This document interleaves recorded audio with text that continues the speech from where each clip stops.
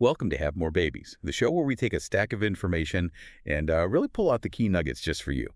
Today, we're diving into something super important, but maybe often overlooked, especially with our little ones: gingivitis in children.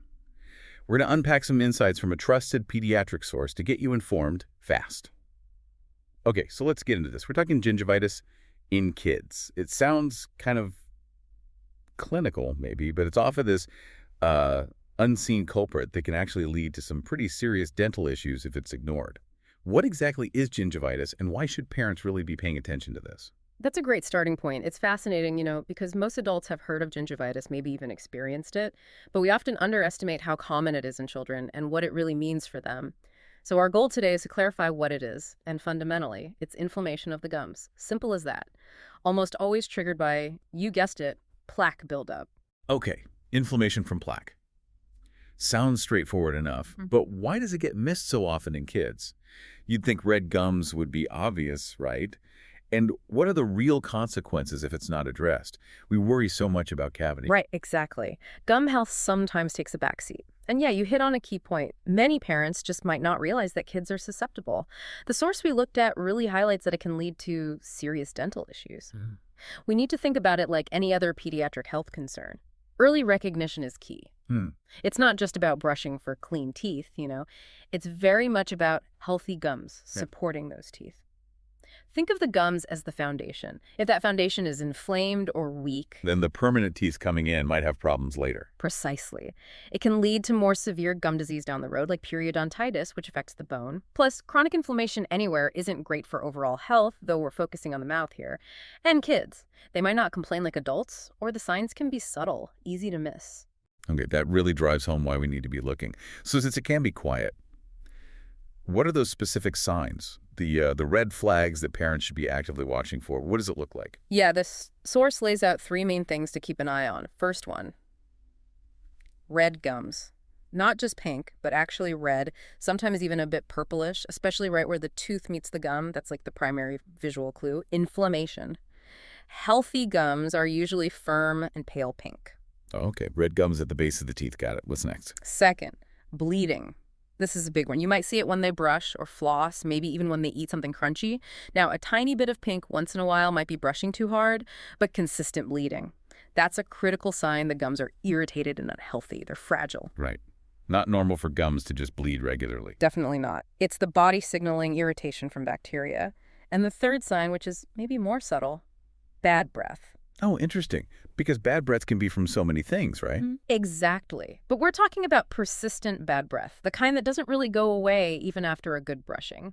It's not just morning breath. It can be this kind of underlying sour or unpleasant odor. Wow. Yeah, I can see how that could be easily dismissed. You might think it's something they ate or maybe a tummy issue. Totally. But it's often a clue that bacteria are thriving, producing those smelly compounds, especially in those little pockets created by inflamed gums. It's a really significant sign that the oral environment isn't quite right. Okay, that's incredibly helpful. Red gums, bleeding, and that persistent bad breath. Knowing the signs is key, but understanding the causes helps us prevent it, right? So what's behind gingivitis in kids? What are the main culprits? Absolutely. Prevention is always the goal. The source points to a few key factors, and the number one cause, probably no surprise, is poor oral hygiene. Meaning not brushing or flossing well enough? Exactly. Insufficient or just ineffective brushing and flossing. It allows that sticky film of bacteria, the plaque, to build up, especially along the gum line. If it stays there, it hardens into tartar. Which you can't brush off yourself, right? Right. Tartar is like a rough surface that irritates the gums and lets even more plaque stick.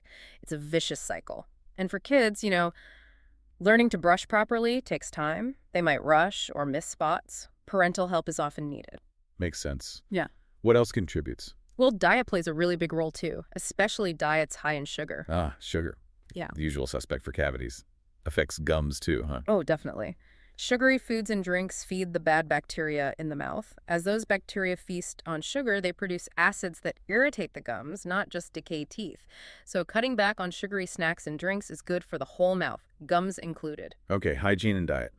Anything else? Yes. And this one is quite interesting. Hormonal changes, particularly during puberty. Hormones. How do hormones affect gums? Yeah, it seems counterintuitive, maybe. But during puberty, those surges in hormones like estrogen and progesterone can actually make the gums more sensitive. They increase blood flow to the gums, making them react more strongly to even small amounts of plaque. So, a kid going through puberty might develop some redness or bleeding gums even if their brushing hasn't gotten worse.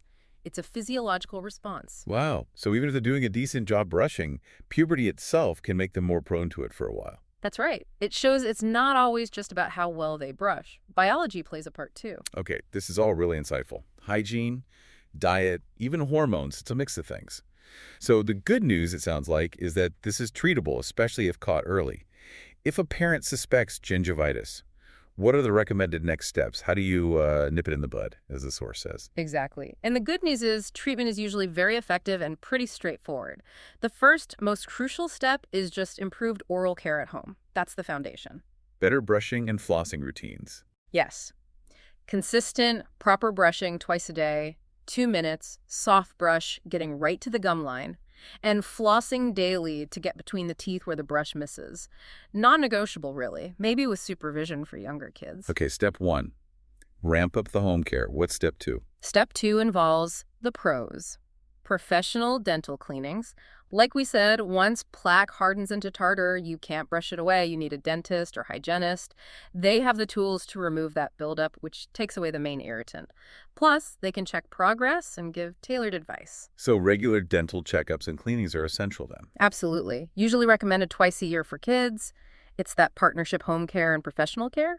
And then finally, for some cases, maybe more stubborn ones, Yes. the dentist might recommend an antibacterial mouthwash. It's not usually the first thing they reach for, but it can help reduce the bacterial levels and aid healing if things aren't clearing up with brushing and cleaning alone. But that's something a dentist should recommend, not just something you grab off the shelf. Definitely. Especially for kids, you want to make sure it's the right kind, often alcohol-free, and used correctly under professional guidance. Okay, that makes a lot of sense. Improved home care, professional cleanings, and maybe mouthwash if needed.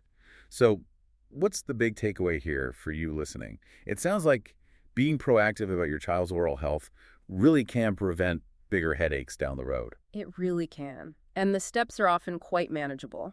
As we wrap up this deep dive, it's clear gingivitis in kids is, well, it's something worth paying attention to. Spotting those signs, the red gums, the bleeding, that persistent bad breath, can lead to early action. And often the fix is relatively simple, like better brushing and those regular dental visits. Exactly. And if you think bigger picture, good oral health is just so fundamental to overall health and well-being, isn't it? Being informed about things like gingivitis lets you take those proactive steps, protect your child's health right from the start. Absolutely. And for more detailed information on this, or really any children's health topic, we strongly recommend you check out omegapediatrics.com.